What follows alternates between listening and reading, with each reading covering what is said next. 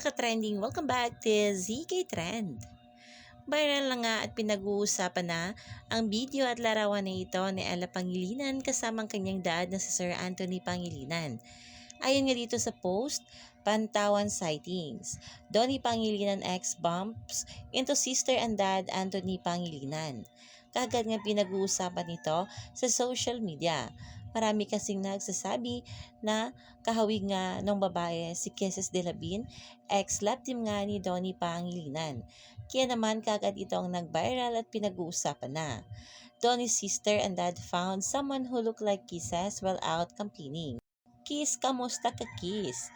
Hala, oh my God, ikaw pala yon yung 5 taon niyang tinago at ayon naman ito kay Sir Anthony Pangilinan. Kaya ang mga binatawang salita na ito ni na Anthony Pangilinan at Ella Pangilinan ay kagad ngang nag-trending na sa social media.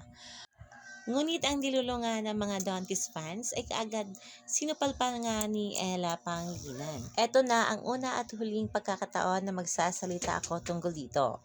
Sa lahat ng mahilig gumawa at magpakalat ng fake news na nakakasakit sa kapwa, grabe kayo.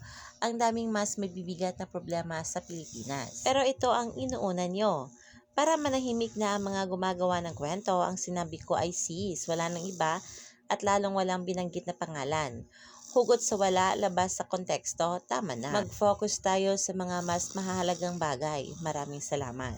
At hindi lang yan unang beses na ipinagtanggol nga ni Ella Pangilinan sina Donnie at Belle. Marami na rin ang sinupalpal nga ni Ella patungkol nga sa fake news na lumalabas lalong-lalo na nga sa kanyang kapatid na si Donnie.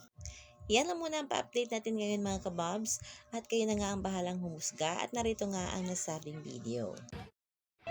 La, ex ni! Ikaw pala yun! Yung 5 taon na tinago!